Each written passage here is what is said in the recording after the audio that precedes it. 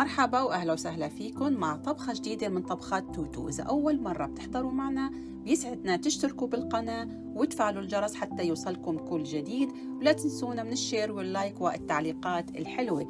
وصفتنا لليوم مميزة جدا وهي الغريبة، عملتها بمقدار صغير، رح أكتب لكم المقدارين في صندوق الوصف أسفل الفيديو.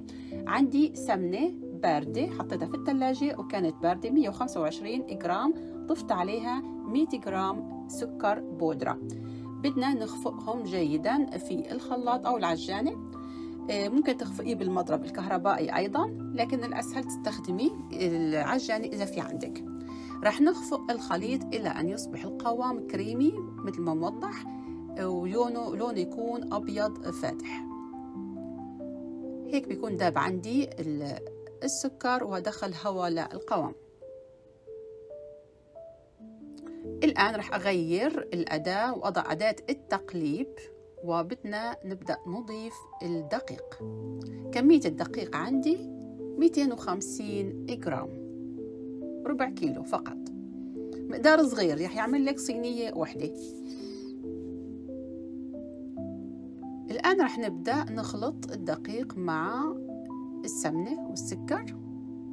هاي المرحلة مهمة جدا، لازم تخلطي جيدا حتى تندمج المكونات وتتجانس وتلم معك العجينة.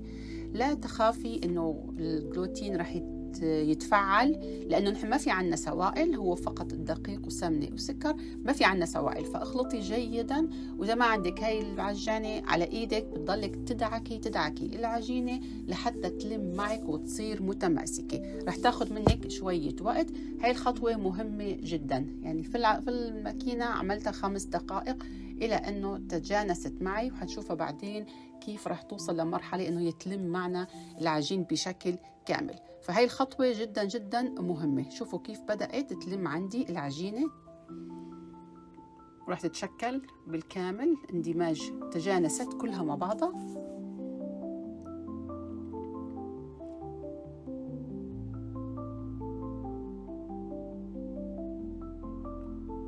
الغريبة نجاحها بيعتمد على طريقة التحضير. مكونات بسيطة معروفة، لكن طريقة التحضير هي اللي بتأثر على نجاح الغريبة عندك. صار عندي القوام خفيف وهش مثل ما شايفين، مثل الكريمة.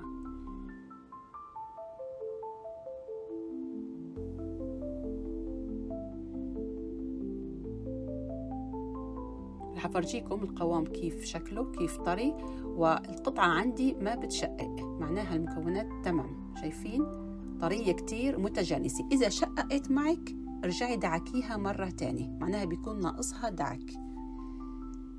شوفوا كيف عندي القوام كتير كريمي. الآن رح ألم العجينة وأضعها في وعاء وأغطيها وأخليها في الثلاجة مدة ساعة، يعني أقل شيء خليها ساعة الأفضل، حتى تتجانس مع بعضها أكتر، ترتاح. بعد ساعة راح نطلعها ونشتغل فيها، وفيك تخليها كمان ليلة كاملة في الثلاجة، ما في مشكلة. كل ما ارتاح عنا العجين كل ما كان أفضل. الآن راح أغطيها وخليها في الثلاجة. الآن بعد مرور ساعة لاحظوا كيف بدأت صارت جامدة وبدأت تفتتت. راح أرجع أعملها دعكة مرة تانية، راح أدعكها، بفتتها بهذا الشكل وبرجع بعملها دعكة.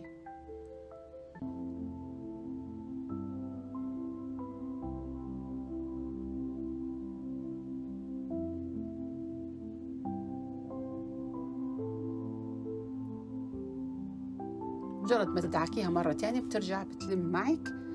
قسمتها بالنص وحطيت الباقي في الثلاجة. لازم نضل محافظين على برودة الغريبة، تشتغلي فيها وهي باردة.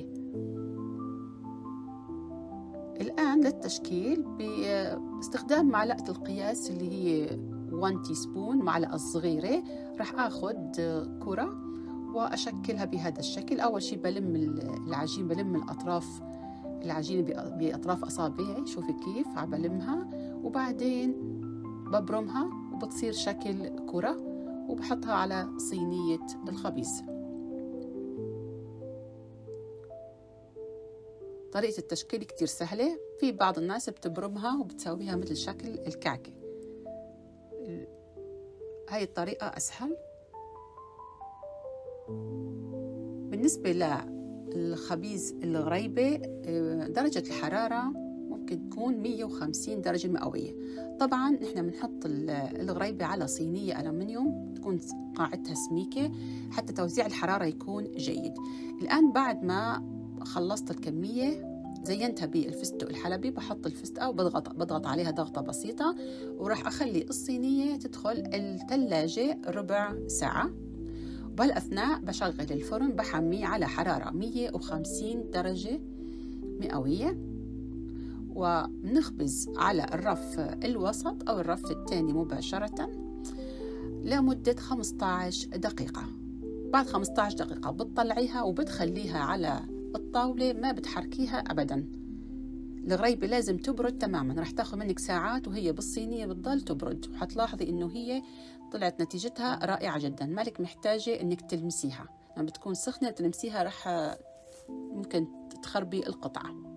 شوفوا شكلها الآن، تركتها تبرد تماما ساعات في الصينية وبعدين طلعتها. شوفوا كيف لونها، بيضل لونها أبيض ما بتاخد لون، وبتستوي معك وبتنشف، والقطعة صغيرة حتى تستوي بسرعة، ما تضلها من الداخل تكون معجنة. شكلها كتير حلو وناجحة وما لا مشققة أبدا. جربي الطريقة، مقدار صغير جربيها حتى تتمكني من تطبيق الوصفة بعدين أكتر وأكتر. أتمنى تشاركوني بالتعليقات نتيجة التطبيق.